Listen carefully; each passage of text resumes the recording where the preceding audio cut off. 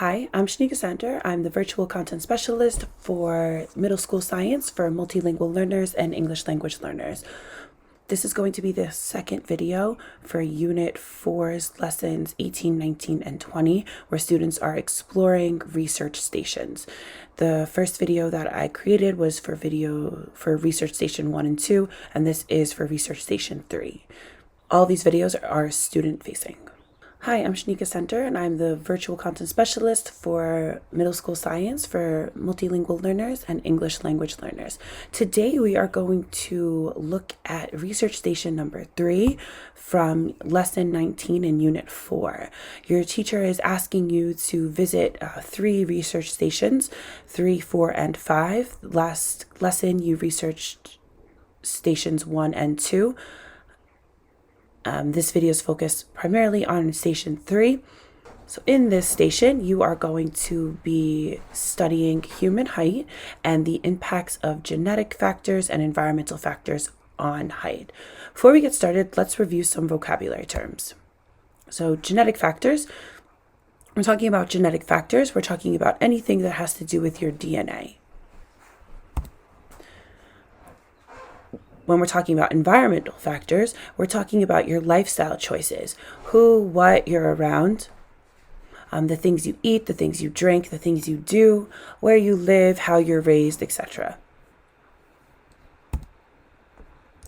When we talk about nutrition, we're talking about food, all of the vitamins, all of the minerals of food.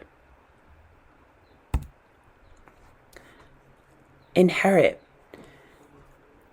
Inherit means something that you got from your parents. So typically, we're going to be talking about genes that you inherited. So genetic factors, or your DNA, that you inherited from your parents. Human height, that means how tall someone is. Let's watch this video on human height to learn a little bit more about the role of genetic factors and environmental factors in determining your height. Hey smart people, Joe here. I'm a descendant of giants with a grandfather, dad, 2 uncles, and an aunt all towering over 6 feet tall. Siblings and cousins too. We are the people you don't want to stand behind at a Bon Jovi concert, but we're also the people who can get that thing off the top shelf for you. At 6'3", I turned out to be the short one in the family. Now that I have a son myself, I'm wondering if he's gonna be tall too.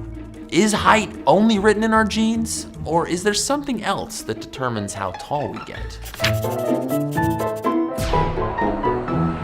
These days, the average American woman is about 5'4", while the average Joe American male is about 5'9". But human height has had its ups and downs over the centuries.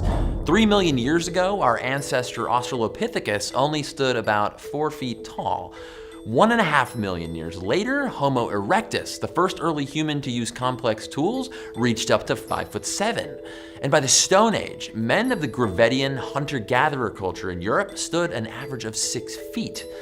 Most of the historical data we have is for male height because reasons. Then agriculture happened. When Europeans switched to a lower protein, higher grain diet, men gradually lost 8 inches in height on average. And they stayed that way for thousands of years. By the time the 18th century rolled around, the average European man was only 5'5" tall. But when those Europeans emigrated to America, their kids grew up to be 5'8" tall on average. A huge jump in just a generation. During the Industrial Revolution, heights took a dip due to urban crowding and disease, but soon after, the human height boom continued and continues today. In 2007, scientists compared height and DNA between more than 11,000 pairs of siblings and found that across humans, 86% of height's variation can be explained by genetics. As traits go, this is very high.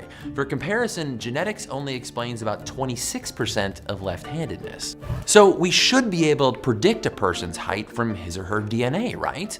Well, not so fast. We know genes make a huge difference, just not which genes. So far, scientists have identified about 800 genes that influence height, but many of them only make a tiny contribution. Because our environment, defined by health and diet, certainly has a hand in shaping our height. South Koreans today are more than an inch taller than North Koreans, despite minimal genetic differences. Clearly, one's diet during childhood is crucial in determining adult height. That's why humans shrank with the switch to agriculture, and again during the Industrial Revolution. Today, most scientists agree that nature and nurture combine to shape our height. Some even propose calling height an omnigenic trait, one that nearly all our genes influence in some way. For now, the only surefire way to know how tall you'll end up is just to wait and see. Stay curious. Now that we watched the video and reviewed some vocabulary, let's read this slide together. Studies show that 60 to 80% of human height is caused by genetic factors, and 20 to 40% can be linked to environmental factors, mainly nutrition. Scientists also found that the likelihood to inherit height can vary from one population to another. For example, the Australian population is more likely to inherit height genes than the Chinese population. However, height can also change because of environmental factors. Eating foods with protein, calcium, and vitamins A and D in childhood has a large effect on adult height. This means that even if you do have the genetic potential to be very tall, you won't get to that potential if you do not eat the right foods. Now, let's answer these questions. Is height influenced by genetics or environment? Why? If there are environmental factors, what are they? This question's asking you to list some of the environmental factors that impact height. Make sure to answer these questions in complete sentences in your notes. You can go back to the video or the vocabulary at any time.